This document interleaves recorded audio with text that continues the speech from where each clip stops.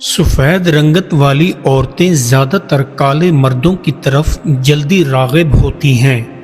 سانولی رنگت والی عورتیں زیادہ تر سفید مردوں کی طرف جلدی راغب ہو جاتی ہیں۔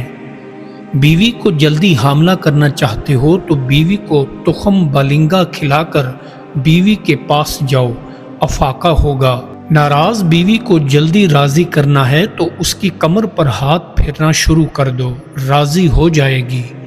زیادہ اونچا بولنے والی عورتیں دوران جمع اکثر خاموش اور چپ چاپ پڑی رہتی ہیں۔ جن عورتوں کی قد اونچی اور لمبی ہوتی ہے، ایسی عورتیں بہت جلدی فارغ ہو جاتی ہیں۔ جس عورت کو راغب کرنا ہو تو بدن پر چنبیلی کے پھول کو خوشبو لگا کر عورت راغب ہوگی۔ خشک بالوں میں کنگھا کرنے سے بال جلد کمزور اور گرنا شروع ہو جاتے ہیں۔ رات کے وقت سرما لگانے سے آنکھوں کی بینائی کمزور ہونا شروع ہو جاتی ہے۔ دوپہر کے وقت دودھ پینے سے ہڈیاں کمزور اور لاغر ہونا شروع ہو جاتی ہیں۔ الٹا لیٹ کر رات کو سونے سے دل کا دورہ پڑنے کے خطرات 90% بڑھ جاتے ہیں۔ بانس کے پودے کے ساتھ لٹکنے سے انسان کی رکی ہوئی قد بڑھنا شروع ہو جاتی ہے۔ روز سوکھی زمین کے اوپر لیٹنے سے انسان کو زندگی میں کبھی لکوہ اور فالج کا اٹیک نہیں ہوتا ہے۔ سردیوں میں آدمی آگ پر ہاتھ سینکنے سے آدمی کے ہاتھوں کی قوت ختم ہونے لگ جاتی ہے۔ بدن بڑھاپے کا شکار ہونے لگ گیا ہے تو بدن پر ناریل کا تیل لگایا کرو، جوان ہو جائے گا۔ گھر میں سرخ رنگ کے کیڑے مکوڑے نکل آئیں تو سمجھ جاؤ رزق بڑھنے والا ہے۔ گھر میں مصیبت کی ایک بڑی نشانی یہ بھی ہے کہ دن کے وقت جگنو گھر میں آ جاتے ہیں۔ منہ میں چھالے ہو گئے ہیں تو بھینس کا کچا دودھ تھنوں سے نکال کر منہ سے پیا کرو، افاقہ ہوگا۔ گھر میں گائے دودھ دینا چھوڑ دے تو سمجھ جاؤ گھر کے اندر کسی نے تعویذ کر دیے ہیں۔ روٹی کے اوپر سے پانی پی لینے سے انسان کی زندگی کے دن 7 دن کم پڑ جاتے ہیں۔ روٹی کھانے سے پہلے پانی پی لینے سے انسان کی زندگی کے 7 دن بڑھ جاتے ہیں۔ جس گھر میں ٹماٹر اگے ہوتے ہیں، ایسے گھر میں سانپ اور بچھو قدم نہیں رکھتے ہیں۔ جس گھر میں رات کی رانی کا پھول کھلا ہوتا ہے، ایسے گھر میں رات کو پریاں آتی رہتی ہیں۔ جس گھر میں لال بیگ ہوتی ہے، ایسے گھر میں کسی بھی کالے جادو کا اثر نہیں ہوتا ہے۔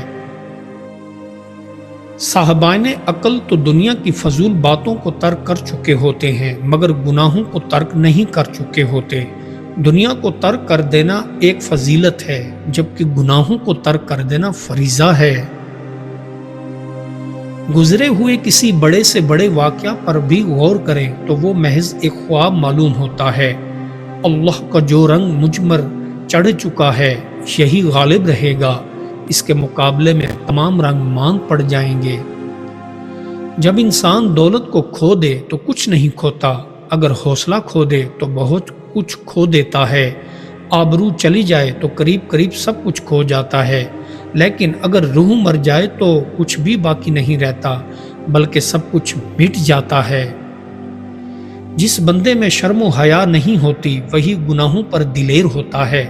جو اثار و قربانی کا جذبہ رکھتے ہیں، وہی مصیبت کا ڈٹ کر مقابلہ کرتے ہیں اور دوسروں کی مدد کے لیے پہلی صف میں کھڑے ہوتے ہیں۔ علم کی ابتدا محسوس سے ہوتی ہے، کیونکہ جب تک ہمارا ذہن اسے اپنی گرفت میں اور قابو میں نہیں لاتا، حیات اور شعور کی دنیا میں ہمیں غایت اور مقصد کے لیے تصورات اختیار کرنا پڑتے ہیں۔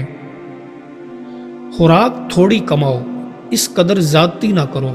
جب تم نے قرآن میں یہ حکم پڑھا ہے کہ کھاؤ تو اس کے ساتھ یہ بھی پڑھو کہ اسراف یعنی فضول خرچی نہ کرو۔ جب حق تعالیٰ کسی نعمت سے نوازے تو اس کا شکر ادا کرتے رہو، اور جب کوئی بندہ تیرا دل دکھائے تو اس کو معاف کرنے میں دیر نہ کرو، قدرت کے باوجود اس کو آزاد کر دو۔ کیا ہی اچھا ہوتا کہ میں جان لیتا کہ فلاں شخص میری غیبت کرتا ہے، تاکہ میں اس دولت سے نواز دیتا، کیونکہ جب اس نے میرے نامہ اعمال میں اپنے نیک اعمال بھیج دیے ہیں۔ بزرگوں کی تحریروں کو غور سے پڑھو اور اس پر عمل پیرا ہو جاؤ، تمہاری زندگی بہتر ہو جائے گی۔ بزرگوں کی لکھی ہوئی ایک بات پتھر پر لکیر ہوتی ہے۔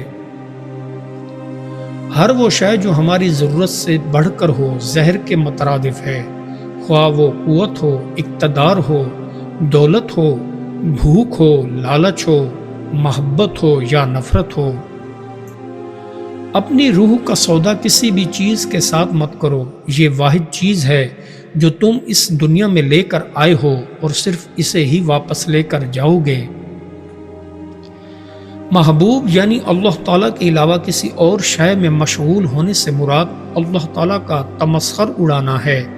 عارف اللہ کے قریب رہتا ہے اور اللہ اس کے قریب رہتا ہے۔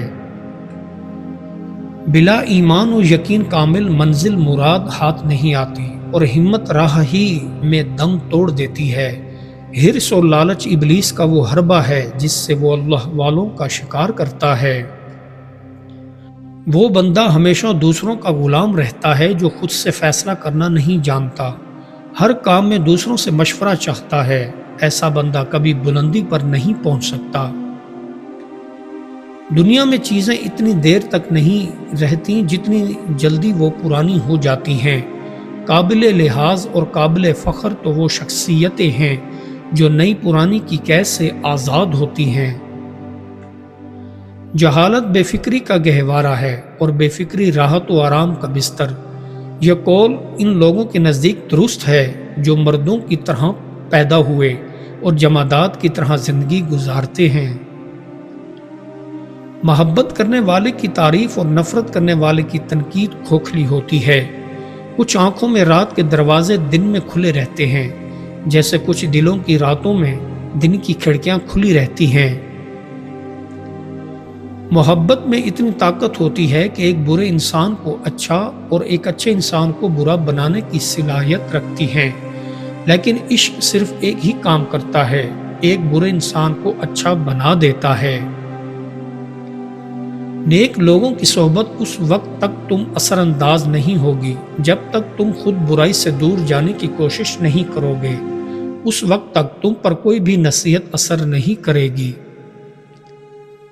آخرت کی فکر کرنا ایک ایسا چراغ ہے، جب چراغ ہی نہ رہے گا تو دل کی روشنی بھی ختم ہو جائے گی۔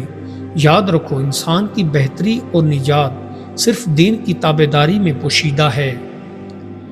دریا اپنے سمندر کی طرف جانے والے راستے پر ہمیشہ بہتا چلا جاتا ہے، اسے اس بات کے متعلق پرواہ نہیں ہوتی کہ پن چکی کا پہیہ ٹوٹتا ہے یا سلامت رہتا ہے۔ پسند کی عورت کو راضی کرنا ہے تو اس عورت کے کانوں کو چوم لو، وہ تم پر عاشق ہو جائے گی۔ اے راست رو دوست، کسی چیز کا طالب اس چیز کے سوا اور کچھ نہیں دیکھتا جس کو وہ طلب کر رہا ہے۔ جب کوئی ظاہر بین سیاہ رنگ و بو کے سوا اور کچھ محسوس نہ کرے تو چاہے ساری ولایتوں کو بھون مارے، اس کو رنگ و بو ہی محسوس ہوگا۔ مجرم کا انصاف مجرم نہیں کیا کرتے اور سرکشوں کی صفائی گنہگار نہیں سنا کرتے۔ شفقت ضعیف اور خطاکار انسانوں کے لیے ہوتی ہے اور بے گناہ انسان انصاف کا طالب ہوتا ہے۔ دنیا کے تمام کاروبار اسباب کے ماتحت چل رہے ہیں۔ اگر ان اسباب سے بالاتر نظر سے جا کر اس قدرت حق کا مشاہدہ کریں جو ان اسباب میں موثر ہے اور اس کے بغیر ایک لمحہ کے لیے بھی یہ اسباب کارگر نہیں ہوتے، تو یہ ایک وسیع مقام ہے۔ ہر ایک شخص زبان خلق ہی سے موسوم ہے، خود شناس لاکھوں میں شاید ایک ہو، اکثر اپنے آپ کو وہی کچھ سمجھتے ہیں جو لوگوں نے ان کے دماغ میں ٹھونس رکھا ہے۔ جو انسان دنیا کے ساتھ سچائی کے ساتھ برتاؤ کرے، دنیا اس کے لیے سچائی اور راستے کی جگہ ہے، اور جو دنیا سے کچھ سمجھنا چاہے دنیا کے لیے دار عافیت ہے، اور جو دنیا سے توشہ لینا چاہے دنیا اس کے لیے جائز ثروت ہے۔ مخلوق کے ساتھ اپنے خدا کی رضا کے لیے نیکی کرو، یا اگر یہ نہیں تو خود اپنی جان کے آرام کے لیے ہی صحیح، تاکہ تم اپنی نظر میں سب کو دوست دیکھو، تمہارے دل میں بغض و کینہ کی وجہ سے برے خیالات نہ آئیں۔ آنکھ کی روح کا نور اس آنکھ کے بغیر بھی خواب میں دیکھتا ہے، مگر آنکھ اس نور کے بغیر بالکل بیکار ہے۔ اس سے ثابت ہوا کہ آنکھ کا جسم کی روح کا محتاج ہے اور اس کی روح اس کے جسم کی محتاج نہیں۔